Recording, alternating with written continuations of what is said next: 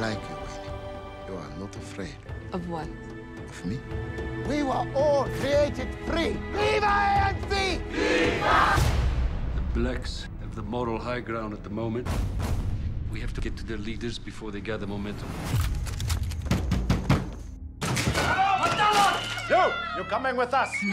Get your hand off my wife! This court finds all of the accused guilty of conspiring to overthrow the state. The sentence is life imprisonment. Mrs. Mandela, what are your plans now that your husband's been sentenced? I will not allow the selfless efforts of my husband to be abandoned.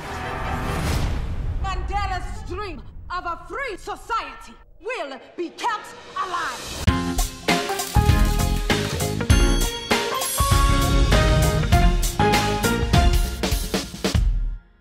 All right, so first, I love the movie. Thank you. You definitely disappeared in the movie. I didn't see a singer, I just really got attached to the character very, very quickly. So I wanted to ask, what did you learn about Wendy from playing the character?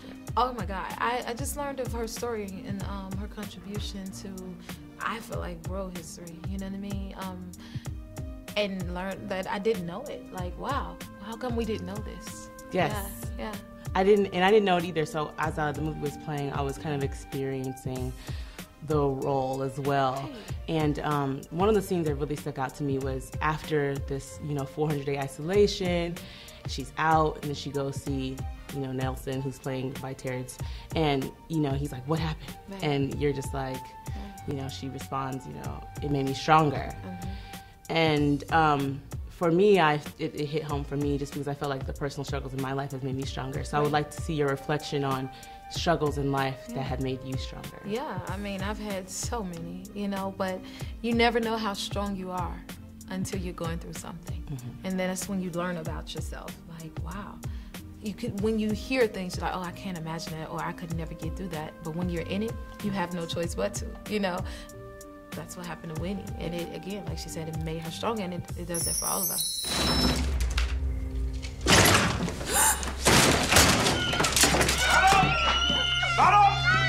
You're coming with us. Come on. Let's out! Don't you get in trouble. Move. Take her away. Somebody help! Shut up, man. Get in. Walk it up. Somebody look after my gas! Somebody help me! Oh my God! Please! Help my gas! Please look after my babies! Please look after my babies! Please look after my... Come on! Hands up! Get in! Get in there. Hands up! Where are my children? Silence! You are being detained under Section 6 of the Terrorism Act. Where are my children? Shut up! You are suspected of committing acts that endanger the maintenance of law Where are my children? or of inciting other people to commit such acts. Go. Where are my children? Where are my children? Where are my children?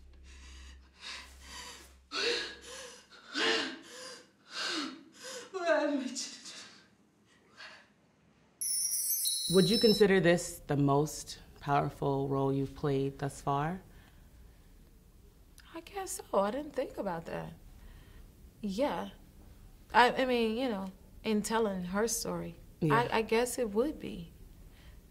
Yeah. I feel kind of weird saying that, but yeah, I think so. And then, for me, growing up, I didn't personally obviously experience civil rights and that kind of magnitude of racism. We read about it, but there's still a little part of me that's a little bit desensitive to the emotional part of it. But when I saw some of the stuff that was happening in the movie, it made me very angry. Yes. But I kind of warranted the anger, and I kind of appreciate the anger, because of that. So I wanted to ask, if you could reflect on your first encounter of racism. You know what? Because of the Winnies and the Dr. Kings and the Nelson Mandelas, we didn't have to face that. But when I went to Africa, and again, like I was telling the others, I worked with a dialect coach by the name of Nomoniso, and she's a young African girl, about 25. She's around our age, you know what I mean? But she did face those things because it happened later for them.